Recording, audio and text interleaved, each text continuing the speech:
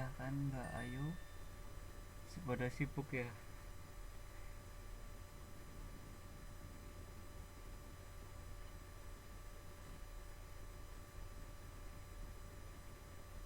Ya liburan ini liburan. Ini kalau di sini tuh kalau Imlek rame atau enggak sih? Kayaknya kalau di tempat saya kok sepi banget ini. Orang-orang pada pulang semua.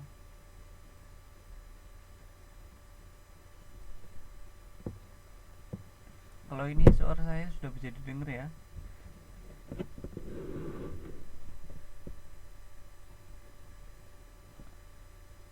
Kita tunggu sampai jam 9 lebih seperempat ini.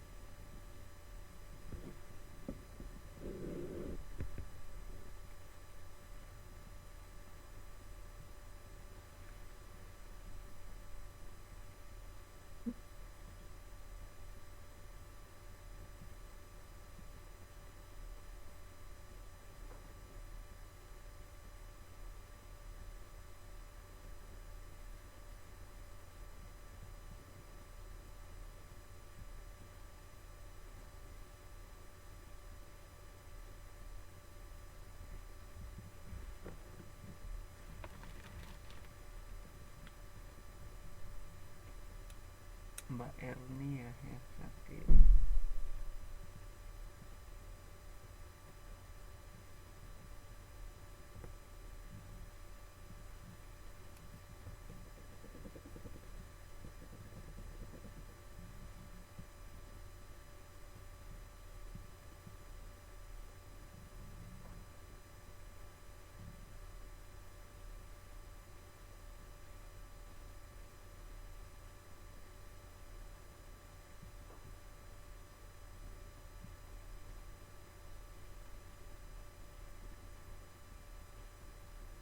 Oh Mbak Dwi, berarti dari minggu kemarin itu masuk rumah sakit itu Mbak Dwi itu.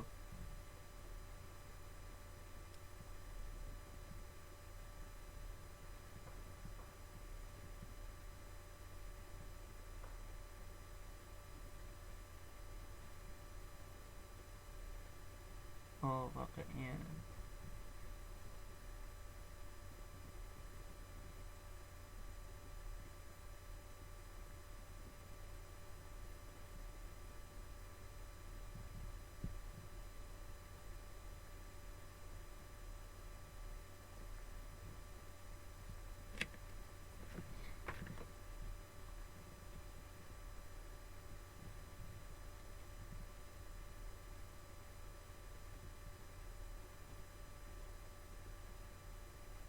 Oh banyak yang izin ini.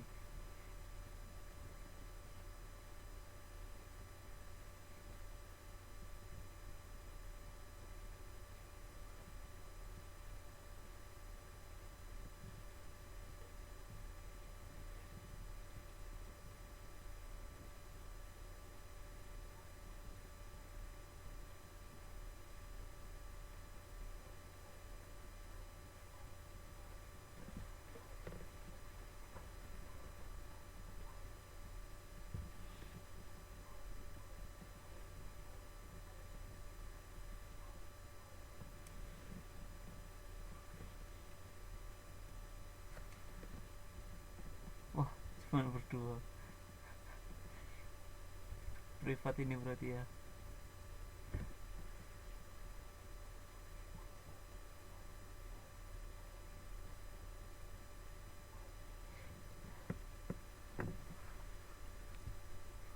Oke kita mulai aja dulu. Berarti ini sebenarnya ini ya apa namanya, harusnya jadi pertemuan terakhir gitu ya, harusnya paling ramai ini. Soalnya minggu depan kan itu kita pakai untuk UAS gitu ya. Tapi ya nggak apa-apa lah, nggak apa-apa. Soalnya ini memang lagi liburan, suasananya juga lagi dingin-dingin.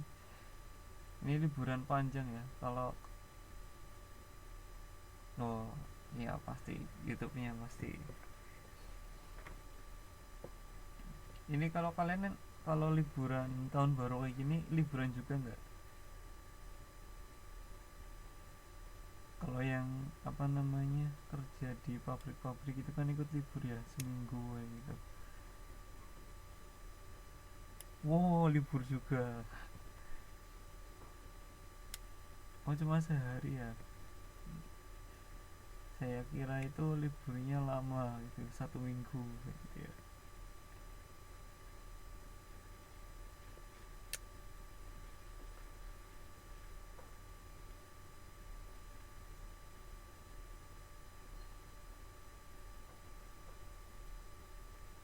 Oh gitu ya. Jadinya maksudnya pada pada di rumah gitu ya. Malah malah jadi tambah sibuk. Oke. Oke, sebelum kita mulai kita berdoa dulu.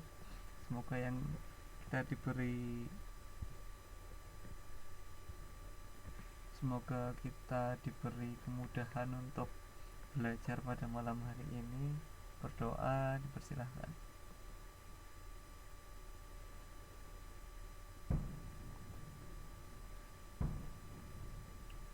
Berdoa selesai.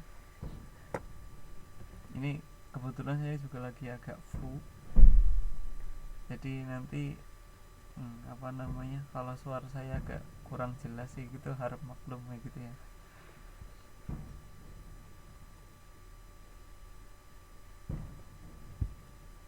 Oke, kita masih membahas tentang metodologi penelitian. Jadi seharusnya ini kan kalian selesai semester 5 ini ya, masih ada semester 6. Kayaknya semester 6 nya itu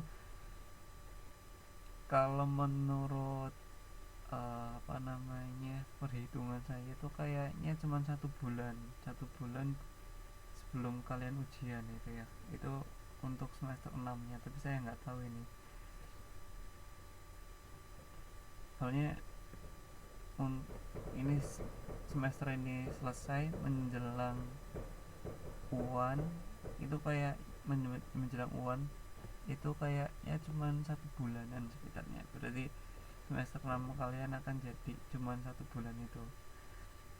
Dan kalian sudah dapat ini kan apa namanya nomor induk itu ya, nomor induk yang untuk ujian itu ya, kemarin kayaknya sama Pak Hasan itu di post di Facebook itu, bulan 4 UNAS ya, berarti kemarin disuruh milih juga kan waktunya itu ya, mau UNAS yang kapan gitu ya.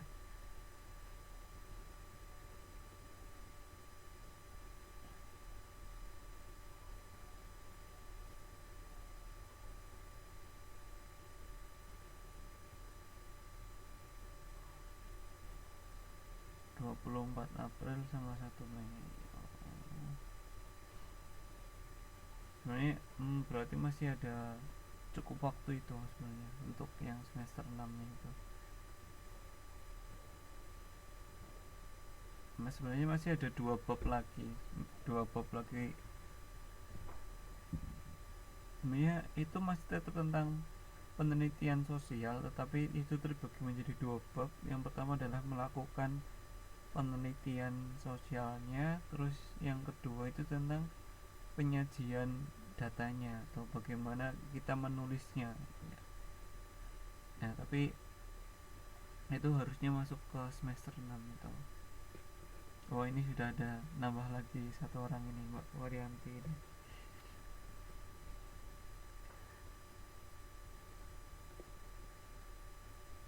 Jadi pertemuan kita yang kemarin itu kita yang awal-awal itu masih membahas penelitian secara umum, yaitu penelitian yang secara kualitatif dan kuantitatif. Terus selanjutnya pertemuan kita yang kemarin kita membahas tentang penelitian yang lebih khusus lagi, yaitu bagaimana sih penelitian secara sosial gitu ya. Dan kemarin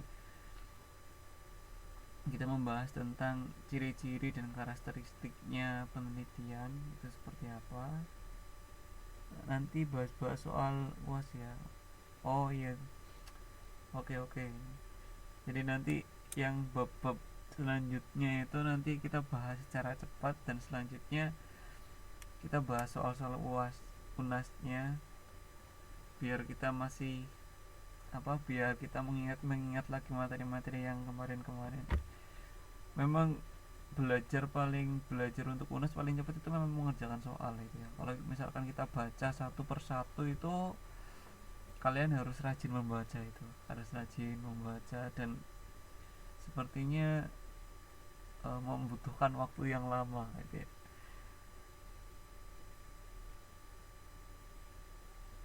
Kadang-kadang keliruan sendiri. Nah ya ini namanya ilmu sosial pasti kayak gitu ya, jawabannya tuh agak mirip-mirip gitu ya, agak mirip-mirip. Kalau dulu zaman saya masih masih SMP itu soalnya itu kalau misalkan PKN atau sosiologi itu yang baik-baik itu pasti yang benar gitu. Nah kalau yang PKN itu yang baik-baik yang benar, jawabannya yang pilihannya paling panjang yang benar. Tapi kalau sosiologi memang agak susah itu sosiologi, soalnya itu sudah ilmu yang berbeda gitu ya, ilmu yang mempelajari masyarakat. Nah itu banyak sekali istilah-istilahnya kalau sosiologi itu. Dan kalau tidak salah sosiologi juga masuk masuk ke UNAS gitu ya, masuk mata mata pelajaran yang utama itu kayaknya sih, saya nggak tahu ini, tapi kayaknya ya.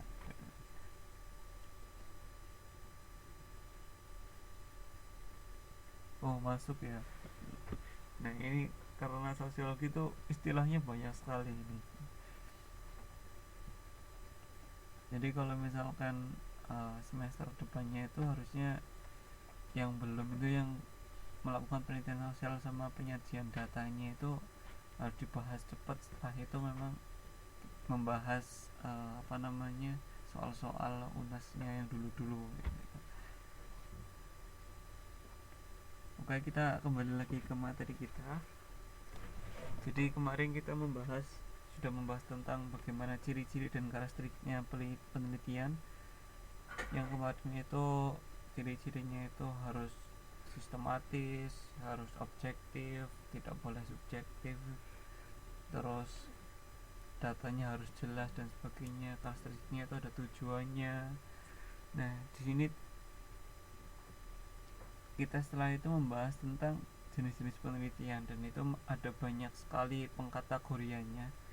Ada dikategorikan dari pendekatan analisisnya, ada kuantitatif kualitatif berdasarkan tujuannya, kemudian ada yang penelitian yang dasar, ada penelitian yang terapan, terus kedalaman analisisnya, terus ada karakteristik masalahnya, ada studi kasus dan sebagainya. Nah itu adalah macam-macam dari jenis-jenis penelitian itu ya, macam-macam dari penelitian itu ada berapa saja, ada apa saja, dan dikelompokkan dari berbagai macam kategori gitu ya.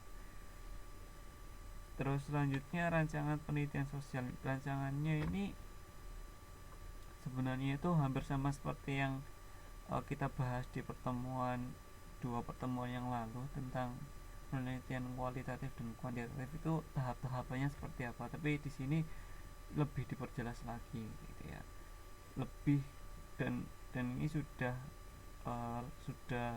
untuk bidang sosial gitu ya. Terus syarat-syaratnya rancangan penelitian sosial kemarin harus konsisten, harus apa namanya tersusun rapi, sistematis. Nah itu terus ada unsur-unsur rancangan penelitiannya, kemarin ada latar belakangnya, terus ada rumusan masalahnya.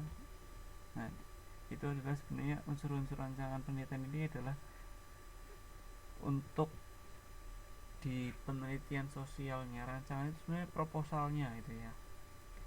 Saya yakin kalau kalian mau mengadakan, barangkali yang sudah pernah jadi panitia pengajian atau panitia apa kan, kita biasanya menyebar proposal itu ya. Nah proposalnya itu kan ada susunannya, ada latar belakangnya, ada acaranya ini untuk siapa, acaranya kapan, terus target pesertanya berapa, target pesertanya siapa, acaranya itu bagaimana. Nah itu seperti itu, jadi hampir sama. Jadi ini rancangan atau proposal penelitian sosial itu ya.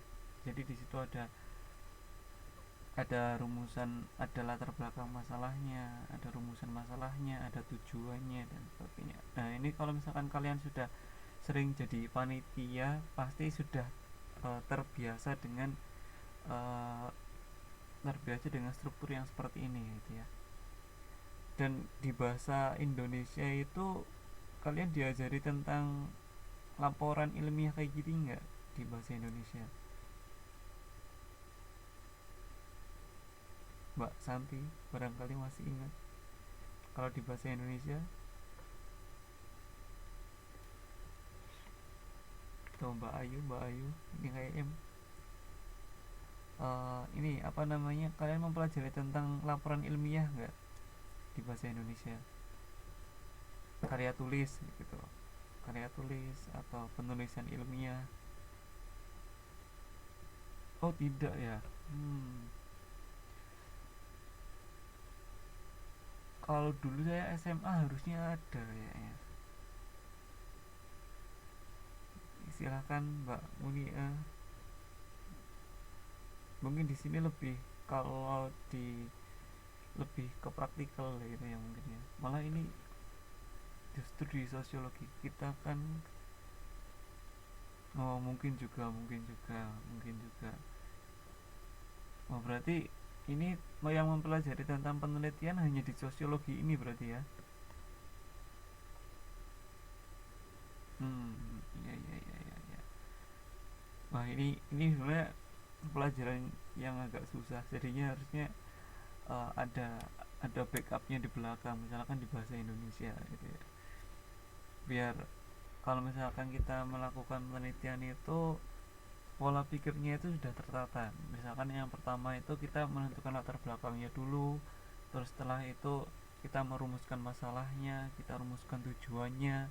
Setelah ada tujuannya, terus kita rumuskan juga manfaatnya. Setelah itu kita baca-baca buku untuk mencari tentang apa namanya landasan teorinya. Setelah itu kita buat metodologinya itu seperti apa. Terus di bab 4 itu ada pembahasan dan sebagainya, dan di bab 5 itu adalah saran dan kesimpulan gitu ya.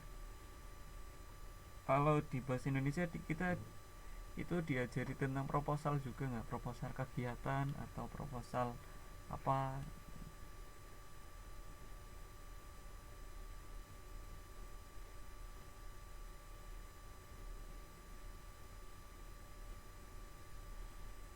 Oh di kelas 1 ada ya. Jadi hampir mirip-mirip seperti proposal itu ya, hampir mirip-mirip seperti proposal. Jadi nanti kalau di kegiatan itu kan nanti ada proposal, dan nanti juga ada LPJ itu ya. Ada proposal itu sebelum kegiatan, terus LPJ laporan pertanggungjawaban itu adalah setelah kegiatan. Jadi penelitian juga hampir sama seperti itu. Jadi ada proposal penelitiannya, terus kita melakukan penelitian. Setelah penelitian kita ada yang namanya laporannya ya, laporan penelitian. Nah laporan penelitian nanti juga beda lagi gitu ya. Ya nanti seperti di bab yang kita bahas ini, di sini kan metodologi penelitian itu lebih ke sebelum melakukan penelitian. Nah bab setelah ini harusnya itu adalah melakukan penelitian, bagaimana kita melakukan penelitian, dan bab setelah itu adalah menyajikan hasil penelitian, atau bagaimana kita menulis hasil-hasil penelitian setelah apa itu mau ditulis di apa namanya, dibukukan di jurnal atau sebagai buku, atau secara lisan, secara konferensi, atau seperti apa. Nah itu banyak sekali, ada macam-macamnya. Semoga masih bisa sempat membahas itu gitu ya. Nah yang kita bahas pertama adalah tentang bagaimana membuat latar belakang masalah. Kok kenapa membuat latar belakang masalah itu penting? Nah karena di sini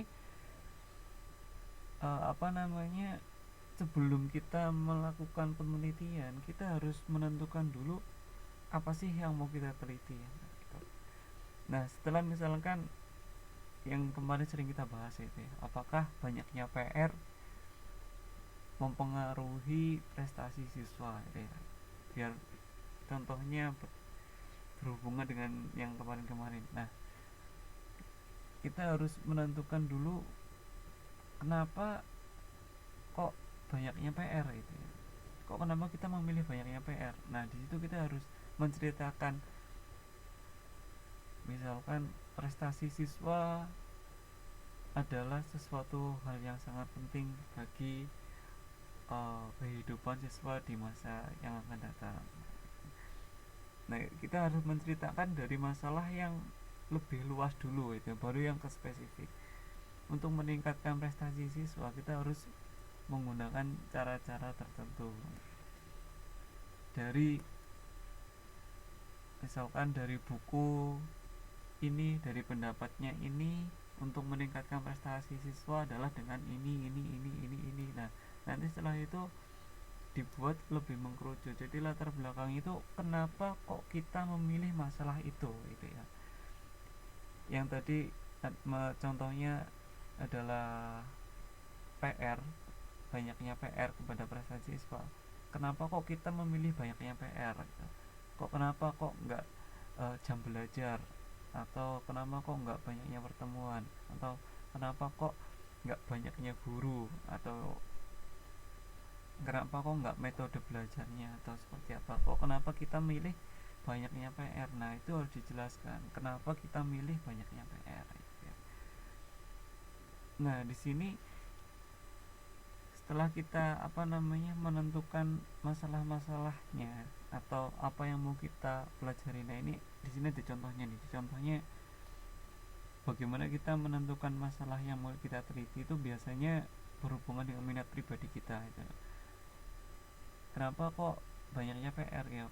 Karena saya ingin meneliti itu gitu ya.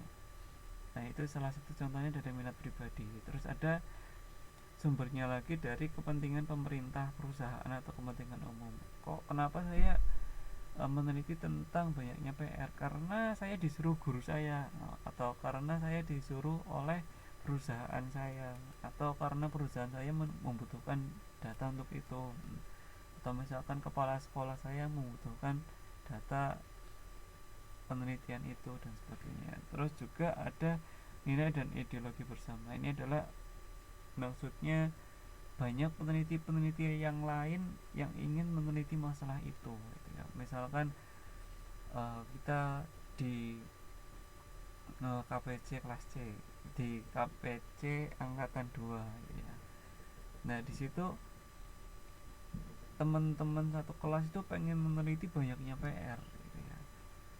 Maksudnya pengen meneliti bagaimana, apa sih yang mempengaruhi prestasi kita gitu ya. Terus ada misalkan ini Mbak Santi, dia mempelajari tentang banyaknya waktu belajar. Mbak Ayu mempelajari tentang banyaknya PR. Terus Mbak Waryanti misalkan mempelajari tentang hubungan antara siswa dengan guru. Terus Mbak Munia mungkin mempelajari tentang banyaknya guru yang tersedia. Itu karena setiap di kelas ini ingin mempelajari bagaimana meningkatkan prestasi, jadinya tema-temanya itu yang berhubungan dengan tujuan itu gitu ya. Karena pengen meningkatkan prestasi apa saja sih. Nah, itu juga yang maksudnya dari nilai dan ideologi bersama itu. Jadi itu semacam kesepakatan bersama antara banyak peneliti pengen melakukan penelitian apa gitu ya.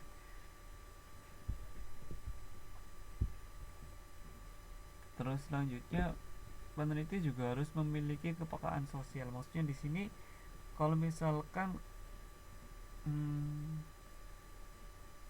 ini yang lebih berhubungan dengan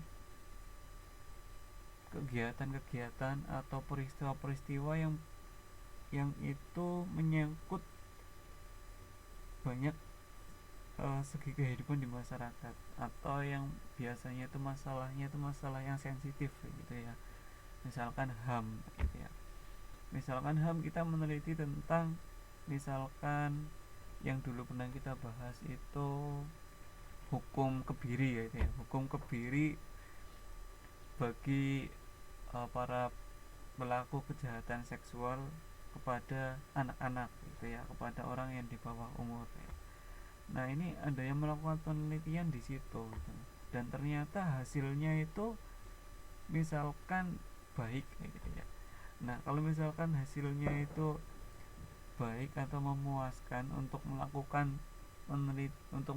hukuman kebiri kepada para pelaku kejahatan seksual. Nah ini ketika kita ingin menyebar luaskan atau kita ingin menyajikan data-data kita, ingin mengabarkan informasinya, nah itu kita harus benar-benar peka itu ya, apakah masyarakat sekarang sudah siap untuk menerima data-data ini gitu ya. Kalau misalkan masyarakat itu masih tabu di masyarakat, atau misalkan masyarakatnya itu belum siap, nanti malah dengan hasil penelitian yang bagus karena masyarakatnya belum siap malah mereka tidak bisa menerima gitu ya. Kalau misalkan di masyarakat yang masih kejawen gitu ya, yang masih kejawen misalkan, nah mereka masih eh, apa namanya karena sistem agamanya atau tradisinya itu seperti itu. Nah kalau misalkan ada peneliti yang datang atau ada orang tiba-tiba yang datang, mereka menyebutkan oh ini nggak boleh gitu, oh ini tidak baik gitu. Terus berdasarkan penelitian ini harusnya tidak dilakukan. Nah itu kalau kita langsung menyampaikan hasil penelitian yang sensitif seperti itu, biasanya penelitian kita malah tidak diterima gitu ya, malah itu kita mungkin diolok-olok atau dianggap penelitiannya itu tidak berguna dan sebagainya. Nah ketika di situ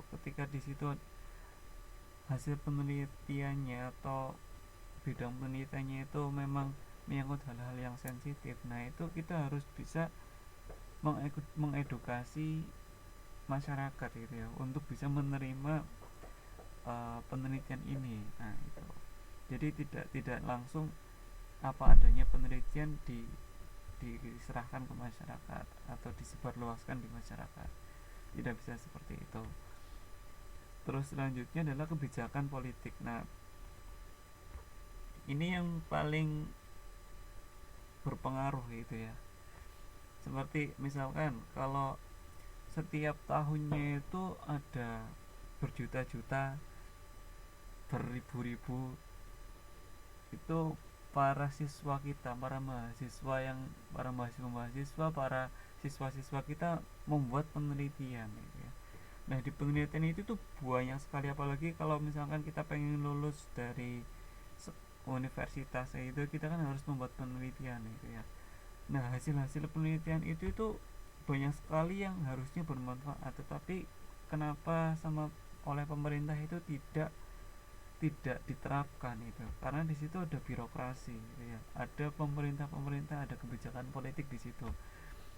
Contohnya misalkan ketika saya dulu itu lulus di perguruan tinggi, untuk lulus di S1 itu saya membuat tentang ijazah itu ya, ijazah. Nah sekarang kan ijazah itu banyak yang dipalsukan gitu ya, banyak yang dipalsukan dan kita nggak bisa mendeteksi ijazah ini palsu atau enggak sih. Nah dulu itu saya membuat semacam kayak chip gitu ya, yang itu dimasukkan di dalam kertasnya. Nah itu kalau saya menyebutnya itu RFID gitu ya, RFID-nya itu dimasukkan ke kertasnya, jadi kertasnya itu nggak kelihatan apa-apa, tapi di situ ada chipnya gitu ya,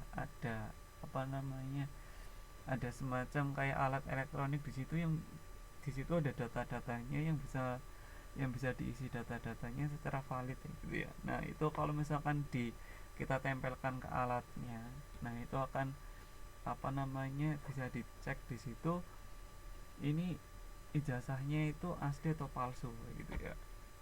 Tapi kalau misalkan diterapkan sekarang di pemerintah, nah itu masih banyak sekali regulasinya gitu ya, entah dananya, entah di situ, karena mungkin pejabatnya ada yang punya pabrik kertas di situ, jadinya dia nggak setuju atau sebagaimana. Nah itu masih banyak sekali kalau di negara kita, apapun penelitiannya itu masih terkendala oleh birokrasi gitu ya.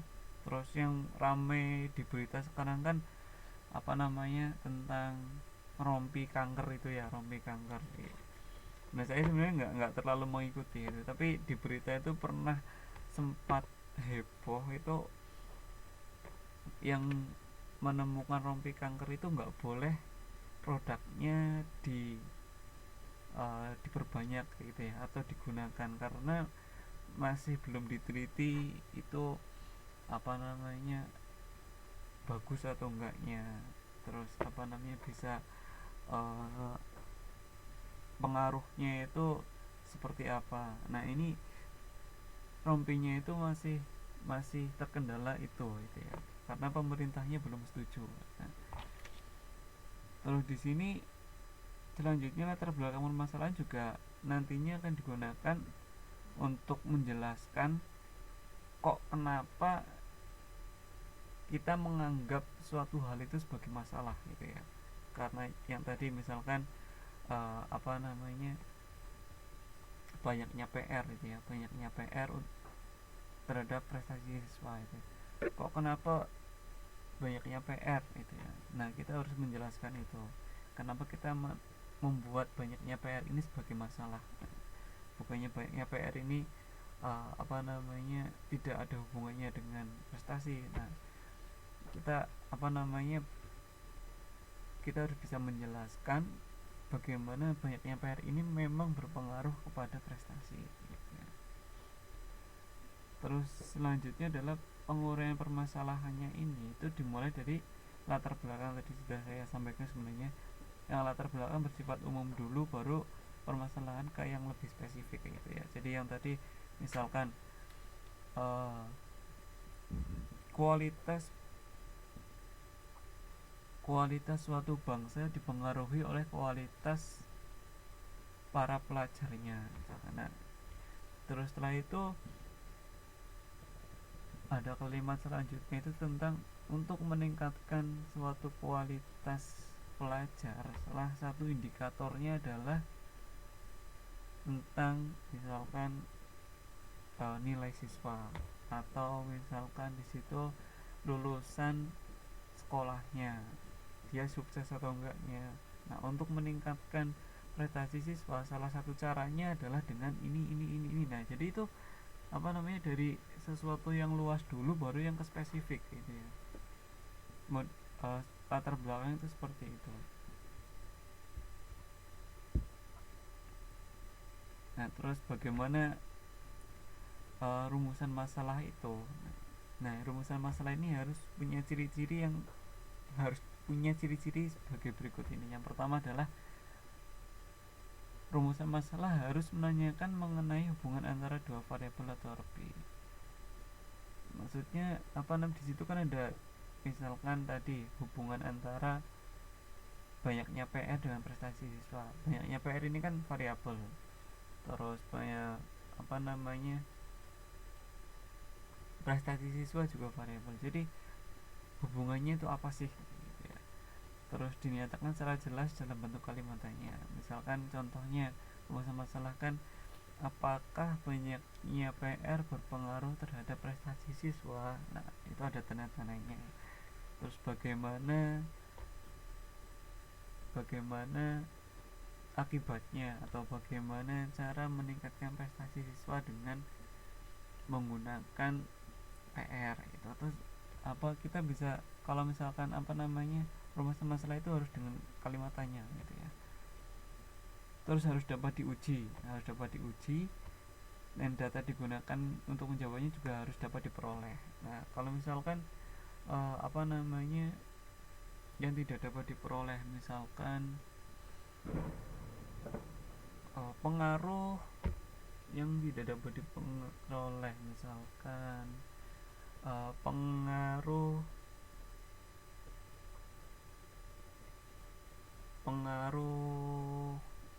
warna misalkan ya, pengaruh warna lampu misalkan, atau pengaruh gambar wallpaper, misal gambar background di HP, gambar wallpaper di HP terhadap prestasi siswa gitu. Kalau warna backgroundnya itu hijau atau gambarnya itu gambar apa namanya bunga atau gambar apa, itu bisa berpengaruh nggak sih terhadap prestasi siswa. Nah itu bagaimana kita mendapatkan data itu gitu ya. Berarti kalau misalkan yang ini tadi banyaknya PR, kan kita bisa dapat datanya dari misalkan dari satu semester ini, kalau misalkan PR-nya 5, nilainya itu jadi 9.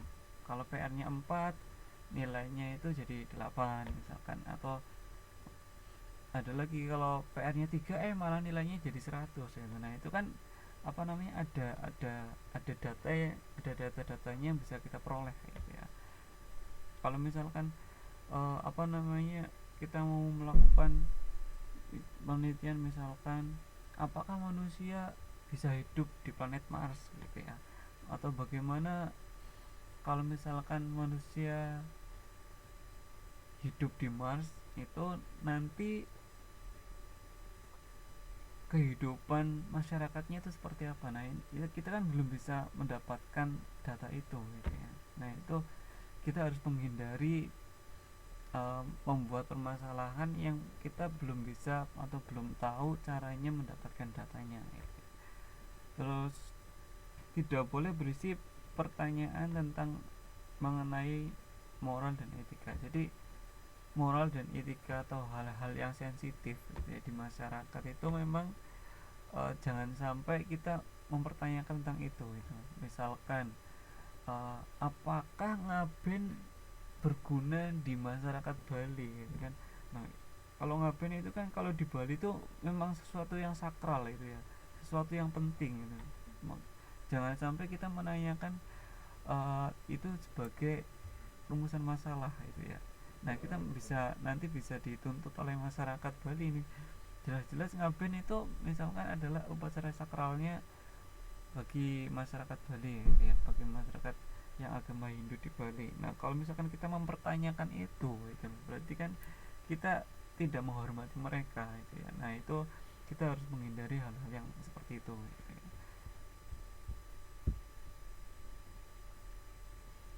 Terus selanjutnya adalah menentukan topik. Yang tadi kita menentukan masalahnya, terus bagaimana kita menentukan topik. Nah ini peneliti menentukannya harus satu topik gitu ya. Jangan sampai banyak topik. Kalau banyak topik itu, kalau terlalu luas itu nanti yang berpengaruh kepada penelitian itu semakin lama dan juga tidak fokus gitu ya. Jadi kita harus malah nanti bisa melebar-melebar terus gitu ya. Misalkan banyaknya PR, terus dan misalkan apa namanya, pengaruh gaya komunikasi siswa dan guru gitu ya. Kalau misalkan ada dua variabel itu sudah cukup banyak gitu ya. Bagaimana kalau nanti misalkan 3 variabel atau 4 variabel dan sebagainya. Nah itu nanti malah bisa penelitiannya itu tidak selesai gitu ya. Terus nah ini ada ciri-ciri penelitian, topik penelitian yang baik itu seperti apa sih. Yang pertama itu penting gitu ya, mendesak untuk diteliti. Nah ini contohnya misalkan kalau di Taiwan itu kemarin kan baru ada musibah itu ya, musibah gempa. Ini ada yang dari bagian timur enggak ini, bagian apa namanya selatan enggak ini, atau hanya di bagian utara saja ini yang angkatan 2 ini, hanya Taipei, Hsinchu dan yang saya tahu cuma Taipei dan Hsinchu ini. Barangkali ada yang di daerah-daerah bagian selatan. Oh daerah-daerah bagian selatan kalau misalkan ada pertemuan apa namanya tatap muka di Taipei, oh ada di Taoyuan juga ini ya, berarti masih dekat ini. Kalau yang di bagian selatan itu kalau untuk pertemuan di Taipei lumayan jauh juga ya. Kalau Taoyuan masih dekat ini. Atau Mbak Ayu tahu ada yang di bagian tidak datang Pak? Oh yang jauh tidak datang ya. Tapi ada ya, ada yang jauh ya. Mbak Maya, Mbak Maya itu berarti di bagian selatan ini. Tapi kemarin nggak ada apa namanya, nggak kenapa-kenapa ini kan Mbak Maya ini, soalnya kayaknya dari aman Pak. Oh ya, soalnya kayaknya dari KDI itu yang diinformasikan belum ada korbannya yang dari WNI kayak gitu ya. Tapi kemarin saya kok ada yang apa namanya, ada berita itu yang ada beberapa yang jadi korban itu dari kemarin, dari webnya apa itu saya nggak tahu itu.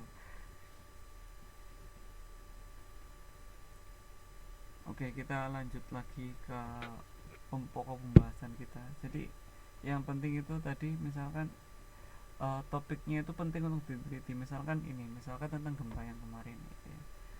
Gempa yang kemarin misalkan bagaimana sih caranya apa namanya, mencari korban jiwa dengan cepat misalkan, atau bagaimana sih caranya mendeteksi adanya gempa biar tidak apa namanya, menimbulkan korban yang banyak gitu ya.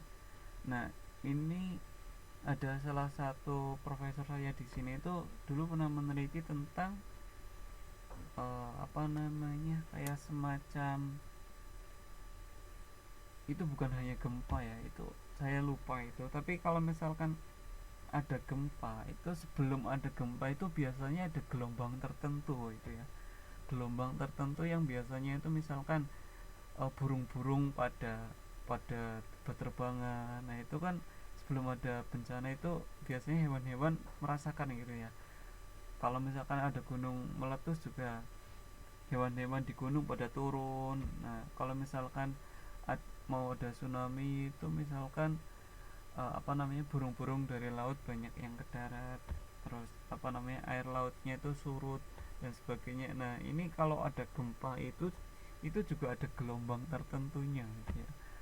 Nah di situ uh, beliaunya itu meneliti tentang ketika ada gelombang itu nanti semua alat-alat elektronik yang itu adalah sensitif, kayak misalkan ada apinya itu semuanya bisa mati ya itu ya. Misalkan kompor gitu ya, kompor, terus apa namanya, eskavator misalkan. Nah itu ketika ada gelombang itu listriknya langsung mati, terus apa namanya, kompornya langsung mati. Jadinya kalau ketika ada bencana itu dampaknya tidak terlalu besar gitu ya. Nah itu salah satunya itu. Jadi apa namanya, bagaimana kita misalkan supaya ketika ada bencana kita bisa apa namanya, bisa lebih waspada, atau korban jiwanya itu menjadi lebih sedikit, atau kalau bisa tidak ada korban jiwa. Nah itu salah satu contoh yang harus bisa diteliti gitu ya. Terus menghasilkan sesuatu yang baru. Nah di sini kalau misalkan yang penelitian kita itu sesuatu yang baru yang belum pernah diteliti, kalau belum pernah diteliti kayaknya tidak mungkin gitu ya. Tapi misalkan solusi yang baru gitu ya, solusi yang baru misalkan kita bisa menambahkan alternatifnya gitu ya, yang tadi misalkan menambah bagaimana kita sih caranya meningkatkan prestasi siswa gitu ya. Penelitian-penelitian yang kemarin-kemarin itu hanya tentang misalkan banyaknya PR, terus contohnya menambah kegiatan ekstra misalkan les atau apa namanya, privat di luar dan sebagainya.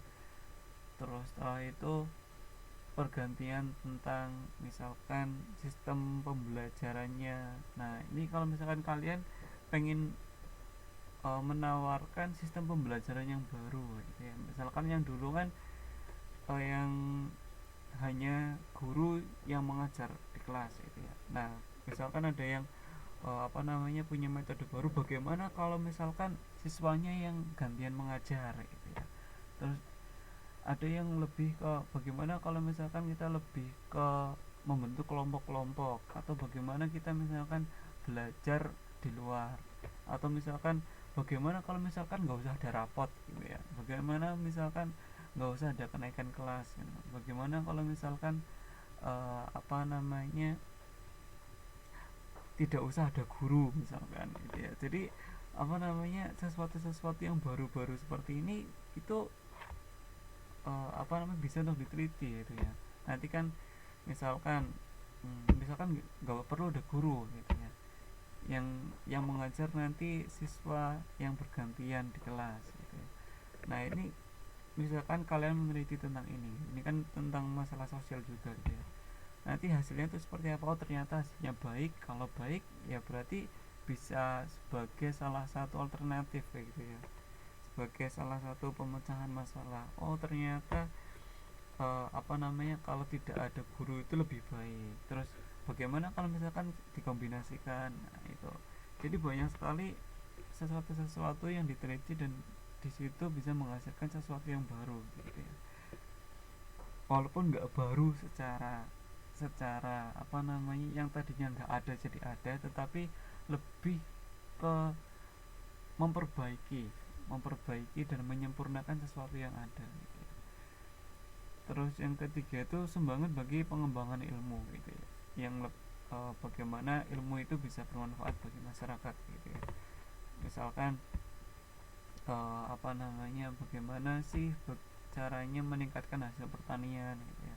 Kalau dari ilmu pengetahuan alam, dari IPA itu misalkan contohnya bagaimana apa namanya, kita misalkan menanam gitu ya, bagaimana kapasitas pupuknya, bagaimana caranya kita apa namanya, jarak antar satu tanaman dengan tanaman yang lain, bagaimana kalau misalkan dari pihak sosialnya itu ya, misalkan di situ memperbanyak penyuluhan itu kira-kira baik nggak sih gitu.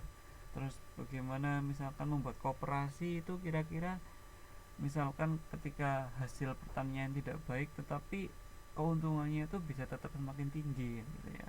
Nah itu bisa diteliti dari segi sosialnya juga gitu ya. Terus selanjutnya aktual itu masih hangat gitu ya. Kalau sekarang ini zamannya misalkan sistem pembelajaran itu yang paling bagus itu sekarang udah zamannya pakai komputer gitu ya. Nah kalau misalkan yang kita teliti itu malah tentang misalkan sistem pembelajaran yang kertasnya memakai kayu atau kertasnya memakai daun. Nah itu apakah akan apa namanya, bermanfaat buat kita, atau misalkan apakah bisa meningkatkan prestasi siswa. Nah itu secara apa namanya, garis besarnya itu menjadi kurang menarik ya gitu ya. Soalnya sekarang yang lagi ngetren itu kan pembelajaran menggunakan teknologi informasi ya, menggunakan komputer dan sebagainya. Nah ini kalau kita mau ada penelitian ya sebaiknya mengikuti yang trennya sekarang gitu ya. Atau kalau yang trennya sekarang itu pengen kalian lebih pengen lebih uh, apa namanya, bagus lagi itu memprediksi gitu ya, kira-kira 20 tahun yang akan datang ini sistem pembelajaran kita itu seperti apa sih. Nah itu lebih bagus lagi gitu ya. Bisa memprediksi yang akan datang.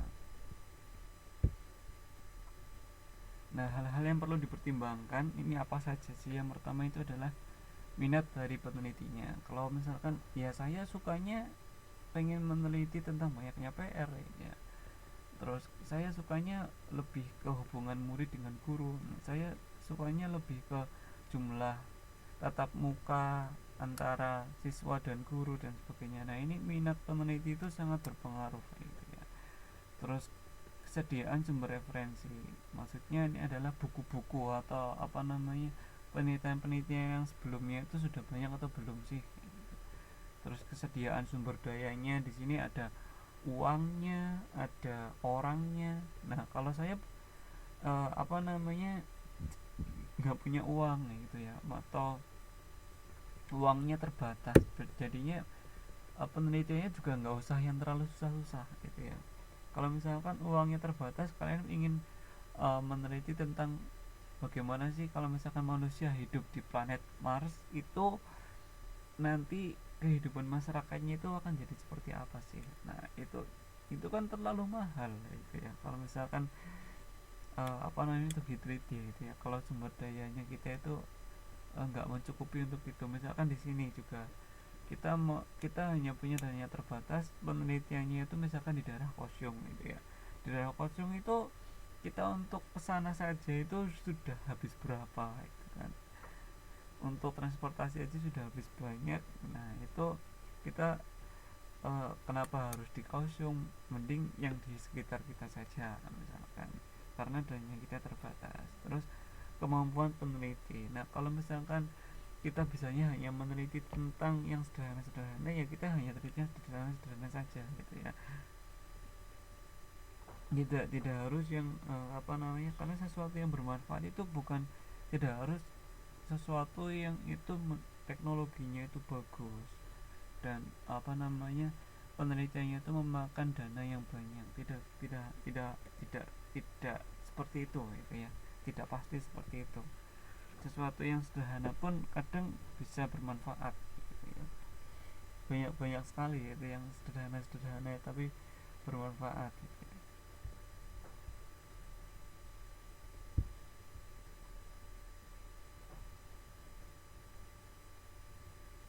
Terus sumbernya itu dari mana saja sih tadi, tentang apa namanya, apa sih yang perlu dipertimbangkan. Nah sekarang sumber topiknya itu dari mana saja sih. Yang pertama itu dari buku itu ya. Ketika misalkan kalian membaca buku itu, ternyata di situ ada banyak masalah itu. Nah di situ kalian mendapatkan ide, oh bagaimana kalau kita melakukan penelitian untuk menyelesaikan masalah ini. Terus pengamatan atau observasi di lapangan, misalkan kemarin saya hari Minggu kan apa namanya ke Taipei itu ya, ke Taipei. Nah di situ saya duduk-duduk di apa namanya TMS itu, di aulanya TMS. Nah di situ ternyata ada salah satu teman-teman kita yang didatangi oleh polisi gitu ya. Nah di situ ternyata kenapa kok mereka didatangi oleh polisi. Nah di situ ternyata mereka itu kemarin minum-minum gitu ya, minum-minum di situ sampai misalkan membuat keributan. Nah di situ kita mengamati itu loh, kenapa kok apa namanya ada orang yang mau misalkan minum-minum di aula misalkan, terus kenapa kok mereka memilih tempat di situ. Nah itu kan karena berdasarkan pengamatan kita bisa menemukan apa namanya topik penelitian gitu ya. Terus misalkan, oh kenapa kalau pengajian kok seringnya yang datang itu yang apa namanya cewek-cewek gitu ya, yang perempuan, yang cowok-cowok kok nggak pernah ada di pengajian gitu ya. Ketika misalkan di TMS gitu ya, di TMS misalkan di situ sudah disediakan tenda cowok dan tenda cewek, ternyata yang datang itu cewek semua itu ya, cowoknya hampir nggak ada gitu ya. Kok kenapa seperti itu? Barangkali kalian pengen mengadakan penelitian di situ. Nah karena berdasarkan pengamatan kita itu. Terus informasi dari masyarakat, nah misalkan kalian dengar dari cuma sedikit yang datang pengajian, oh ya ini yang cowok-cowok kenapa cuma sedikit ya gitu ya. Tapi kemarin waktu saya di pengajian di Kaohsiung, saya datang ke Kaohsiung itu malah cowoknya juga banyak kayak gitu ya. Kok kenapa seperti itu gitu. Nah barangkali kalian mau mengadakan penelitian, kenapa kalau pengajian itu berbeda tempat itu cowok ceweknya itu banyak, banyaknya cowok dan cewek itu berbeda gitu ya. Nah di situ misalkan kalian pengen mengadakan penelitian pengaruh tempat terhadap jumlah laki-laki dan perempuan yang datang ke pengajian gitu ya. Misalkan ya sah-sah saja kita melakukan penelitian seperti itu. Nah, karena itu memang bisa dijadikan bahan penelitian. Terus informasi dari masyarakat, nah misalkan kalian mendapat informasi dari teman-temannya misalkan, oh sekarang yang lagi ngetren ini masalah misalkan yang di Indo kemarin, yang di Indo itu misalkan yang racun-racun itu, racun sianida itu ya, racun sianida. Nah di masyarakat tuh banyak sekali informasi yang berkaitan tentang racun sianida ini. Nah kalian jadi terinspirasi, oh racun sianida ini di masyarakat bagaimana pengaruh misalkan adanya racun cyanida terhadap misalkan cara berkomunikasi masyarakat. Nah ini ada pengaruhnya nggak sih kayak gitu ya. Terus misalkan tentang tingkat kejahatan di masyarakat gitu ya, atau kasus-kasus keracunan di masyarakat. Nah itu kalian juga bisa bisa mendapatkan topik dari itu gitu. Nah, terus yang terakhir adalah tentang imajinasinya kita gitu ya. Kita pengen meneliti tentang apa sih. Nah ini teman-teman di angkatan 2 ini kemarin yang gambar-gambar itu bagus-bagus itu ya di Facebook itu kemarin. Saya nggak tahu itu poster atau apa mungkin ya, saya nggak tahu, itu bagus-bagus itu. Nah itu kan kreatif gitu ya. Nanti dari teman-teman misalkan pengen berkreatif, pengen meneliti apa itu ya. Oh poster ya, pengen meneliti bagaimana sih peluang, misalkan peluang peluang teman-teman kita ketika pulang di Indonesia untuk misalkan bekerja di pemerintahan gitu, atau bekerja di instansi-instansi pemerintah, atau bekerja di perusahaan-perusahaan tertentu. Nah itu karena misalkan kalian kreatif, itu bisa bisa menimbulkan ide-ide penelitian gitu ya. Atau misalkan dari yang penelitian, bagaimana kalau kita menjual sesuatu di Facebook, atau misalkan bagaimana kita misalkan menjual sesuatu lewat lain gitu. Oh misalkan kita menjual sesuatu di aula TMS. Nah itu kan banyak sekali gitu ya, banyak sekali ide-ide gitu ya. Terus selanjutnya menentukan metode dan instrumen penelitian. Nah ini metode itu kita mau penelitian kita itu seperti apa itu ya. Nah ini metode itu biasanya itu dipengaruhi oleh subjektivitas dari peneliti. Nah ini misalkan saya lebih suka yang kuantitatif, karena kuantitatif lebih gampang gitu kan. Nah ini jadi subjektif gitu ya. Walaupun misalkan penelitiannya itu lebih bagus kalau hasilnya itu menggunakan metode yang kualitatif gitu ya. Tapi karena saya sukanya kuantitatif, lebih cepat gitu. Nah jadi metode ini akan sangat dipengaruhi oleh subjektivitas gitu, atau keinginan dari peneliti gitu ya. Nah bagian-bagian dari metode ini yang pertama adalah lokasinya ya. Kita mau meneliti di mana gitu ya. Nah kalau misalkan saya di Hsinchu tuh, kenapa saya harus meneliti jauh-jauh sih, di situ saja lah. Nah ini kan dipengaruhi oleh sangat dipengaruhi peneliti itu gitu ya. Dan juga dipengaruhi oleh permasalahan yang sedang diteliti gitu ya. Kalau misalkan ingin meneliti tentang perilaku misalkan masyarakat perkotaan gitu ya. Nah di sini sama di Taipei itu lebih kota di Taipei itu ya. Jadi karena permasalahan yang lebih diutamakan ada permasalahannya ya, kalau misalkan kita membutuhkan sesuatu yang lebih ramai ya kita ke Taipei misalkan. Nah ini penentuan lokasi itu sangat dipengaruhi oleh keinginan dari peneliti dan juga masalahnya gitu ya. Terus data penelitiannya, nah ini data penelitiannya itu dari jenis data yang dikumpulkan. Nah itu kita mau mengumpulkan data yang kualitatif atau kuantitatif. Nah itu kita harus menentukan itu gitu ya. Terus sumber datanya dari mana. Nah karena kenapa kok sumber datanya ditentukan, karena sumber data itu bisa menentukan kualitas dari hasil penelitian itu ya. Kalau misalkan prestasi prestasi siswa KPC angkatan 2 gitu ya. Nah di sini kalau misalkan sumber datanya itu ternyata dari angkatan 1, misalkan penelitinya itu lebih dia tuh mengasumsikan atau menganggap itu angkatan 1 dan angkatan 2 paling sama lah. Nah setelah itu dia meneliti angkatan 1 padahal di judulnya tuh angkatan 2. Nah ini kan nggak boleh gitu ya. Terus instrumen penelitian, instrumen itu adalah yang dipakai untuk mendapatkan data gitu ya. Nah di sini pemilihan instrumen itu dipengaruhi oleh uh, berbagai faktor. Yang pertama itu adalah jumlah respondennya itu. Nah, kalau misalkan jumlahnya sedikit, maka wawancara itu lebih lebih baik gitu ya. Kalau misalkan jumlahnya itu jumlah sampelnya, jumlah orang yang mau diteliti itu hanya 5 itu ya. Kalau hanya 5 ya mending kita tanyai satu persatu itu daripada kita membuat daftar pertanyaan 100 daftar pertanyaan, habis itu kita ngeprint hanya cuma 5 orang, itu kan berarti apa namanya, kita menghabiskan banyak waktu yang sebenarnya itu malah lebih cepat kalau kita tanya langsung ke orangnya gitu ya. Apalagi kalau misalkan orangnya cuma satu gitu ya.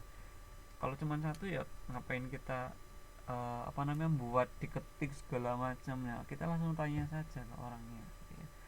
Terus lokasinya kalau misalkan saya di Sincu gitu ya, kalau misalkan penelitiannya cuma di Sincu ya kita mending pakai wawancara saja gitu ya. Soalnya kita bisa langsung tanya ke orang-orangnya, misalkan cuma tetangga itu. Tapi kalau misalkan lokasinya itu seluruh Taiwan itu ya, kalau misalkan ditanya satu persatu, saya harus ke Taipei, saya harus ke Kaohsiung, saya harus ke Tainan. Nah ini kan memakan waktu yang lama itu ya. Daripada saya yang kesana, mending saya kirimkan ke mereka tuh daftar pertanyaannya itu ya, yang dikirimkan ke Taipei daftar pertanyaan, dikirimkan ke Kaohsiung daftar pertanyaan, nanti daftar pertanyaan ini suruh dikirimkan balik ke saya. Nah ini kan jadi saya nggak usah kemana-mana gitu ya. Nah terus data saya yang kita perlukan itu yang data yang seperti apa. Kalau memang kita memerlukan data yang mendalam, nah ini lebih baik itu dengan wawancara. Misalkan apa namanya, kita pengen tahu tentang pengaruh jam belajar kepada siswa itu ya. Kalau cuma ditanya kamu belajar berapa jam sehari, misalkan 2 jam, tapi kalau misalkan di apa namanya, kita langsung tanya, kok kenapa kamu milih, kok kenapa cuma 2 jam, kenapa, terus kok kenapa misalkan milihnya di pagi hari, kenapa nggak di siang hari. Nah dengan jawaban-jawaban yang secara wawancara kan lebih bebas jawabnya gitu ya, kalau misalkan daripada kuesioner yang hanya silang-silang gitu ya, tinggal milih gitu ya. Terus pelaksana ini adalah orangnya ya. Kalau orangnya banyak terus jumlah respondennya itu cuma sedikit, ya mending kita wawancara gitu ya. Tapi kalau misalkan penelitinya itu cuma sedikit terus respondennya itu banyak dan tersebar, ya kita lebih lebih lebih mudah memakai kuesioner gitu ya, atau daftar pertanyaan gitu ya.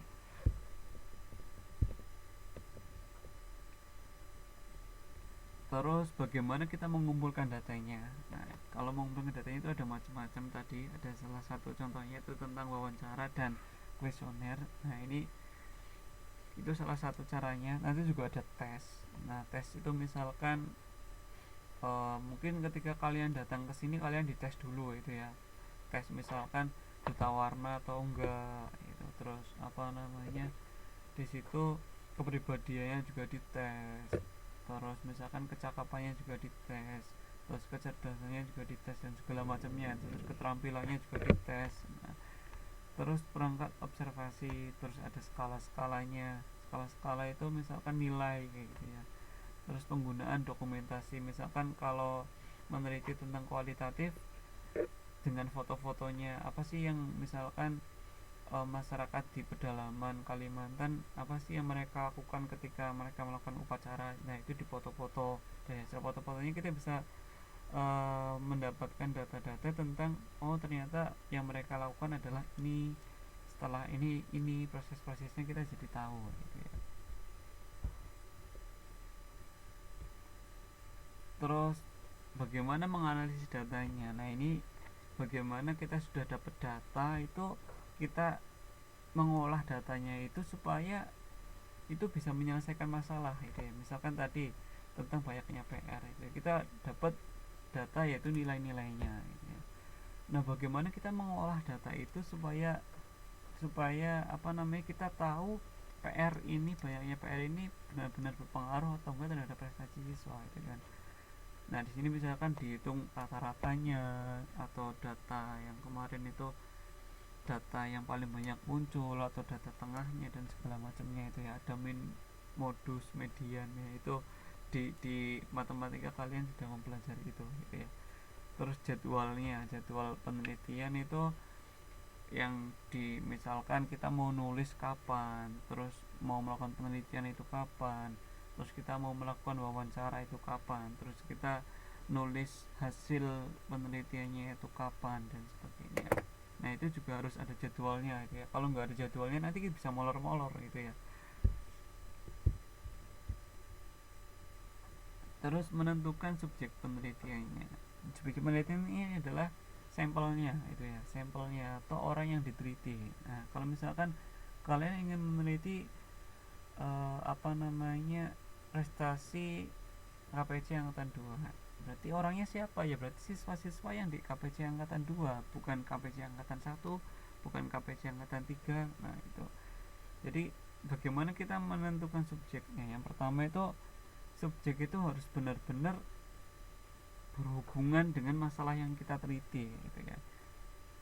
Terus subjeknya juga apa namanya, karena subjek itu penting ya itu ya.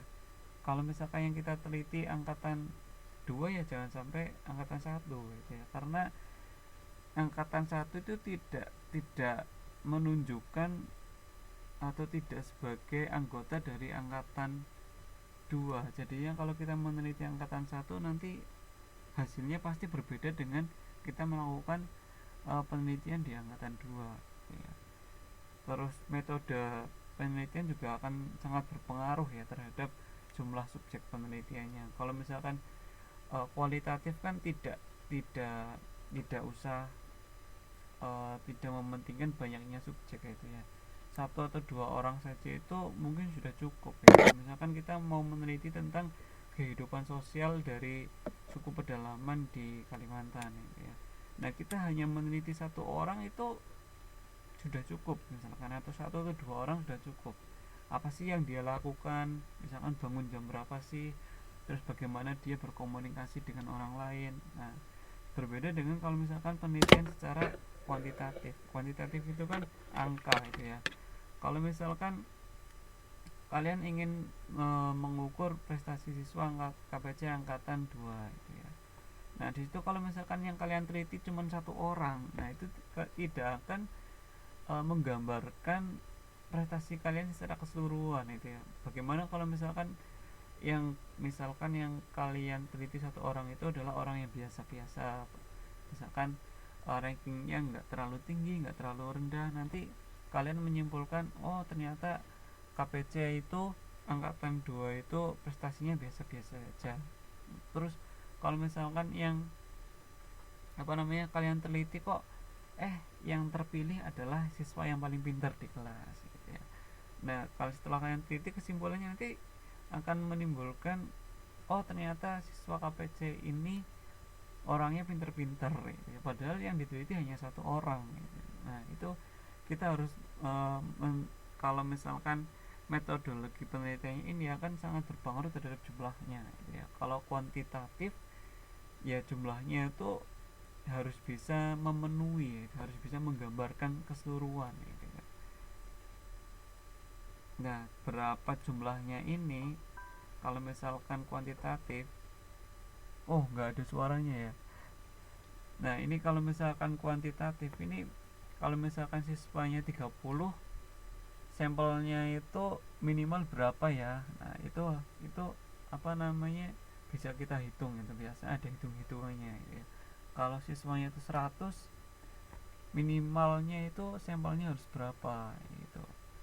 Nah itu ada hitung-hitungannya itu ya. Nah kalau misalkan mau menelitinya secara kualitatif ini harus ada syarat-syaratnya itu ya. Ini slide terakhir kita ini, yaitu misalkan mereka harus menguasai dan hanya tidak sekedar mengetahui itu, tapi juga harus benar-benar menguasai dan memahami gitu ya. Misalkan di pedalaman Kalimantan itu mereka bukan hanya sekedar tahu gitu ya, tapi mereka misalkan juga mengalami di situ, mereka sebagai apa namanya penduduk di situ, mereka hidup di situ, mereka bersosialisasi di situ. Nah, terus mereka yang tergolong masih sedang berkecimpung atau ya mereka masih menjadi bagian dari yang diteliti. Misalkan meneliti tentang kehidupan sosiologi di masyarakat pedalaman Papua, ya yang diteliti itu masih masih sebagai masyarakat di situ gitu ya.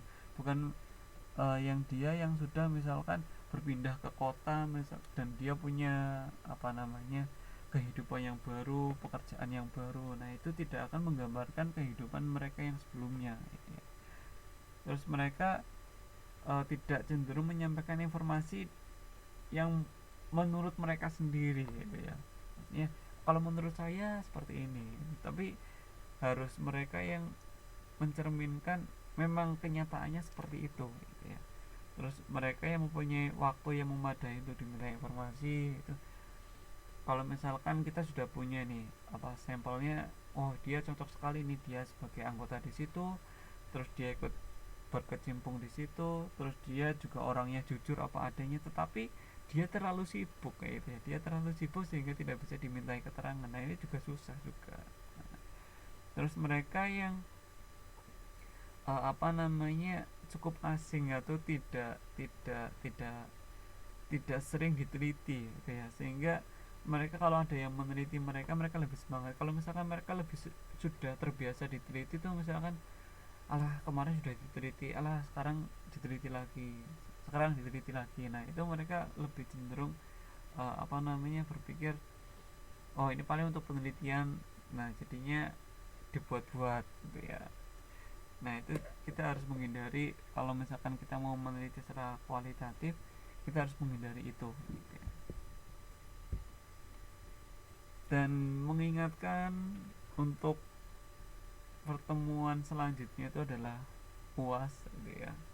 UAS kita jadi minggu depan tanggal 15 hari Senin itu adalah UAS. Selamat belajar, jangan lupa belajar karena materinya itu banyak sekali. Jangan lupa buku-bukunya dibaca, dan materinya itu tidak semua yang di buku terakhir itu ya, di buku cetak itu tidak, tapi hanya yang tentang penelitian sosial dan yang sebelumnya gitu ya, tidak semuanya. Jadi yang setelah apa namanya hanya yang penelitian sosial gitu ya. Dan sebelumnya itu kalau tidak salah itu tentang pranata itu ya, yang lembaga-lembaga itu. Sampai di sini ada yang perlu ditanyakan?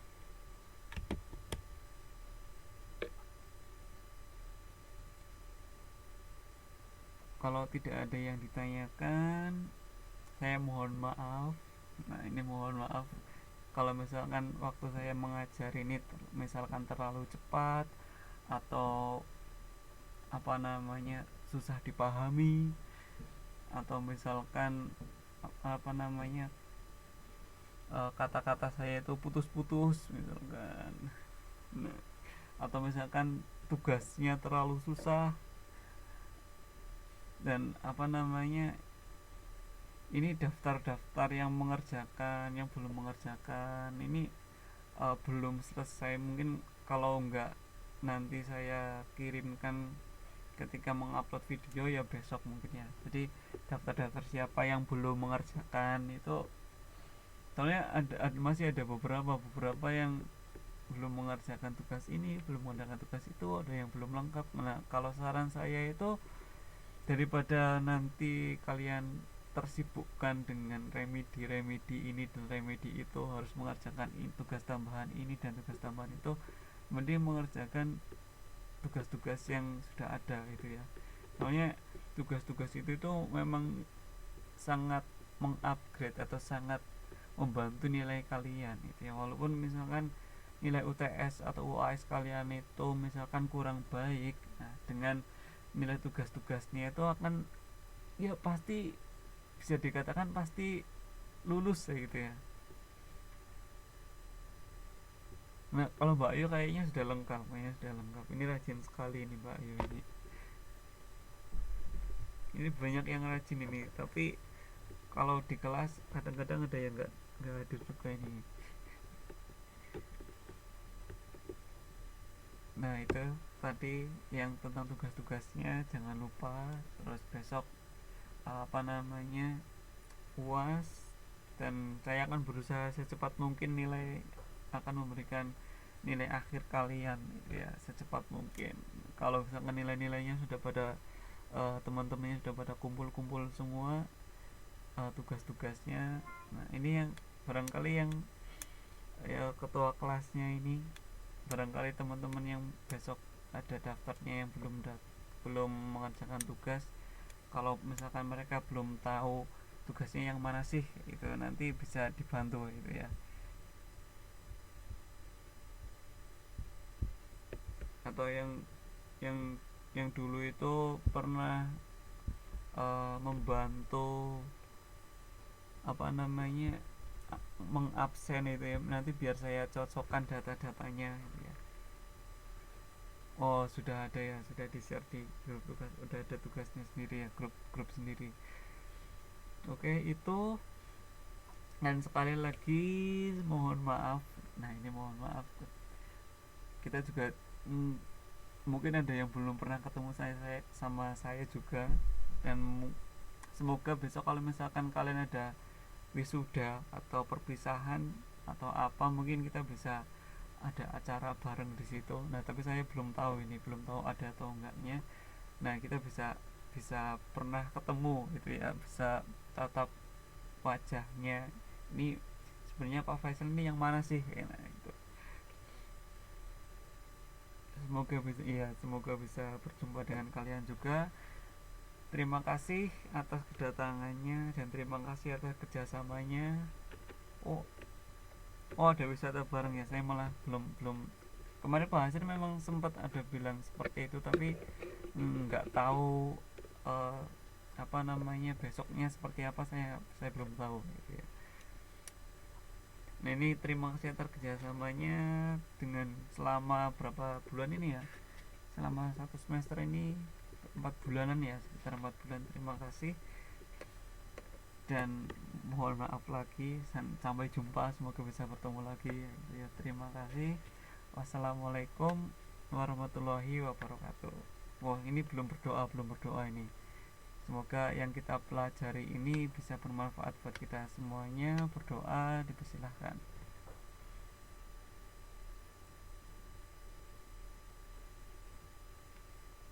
Berdoa selesai, terima kasih. Salam lagi. Mohon maaf. Assalamualaikum warahmatullahi wabarakatuh.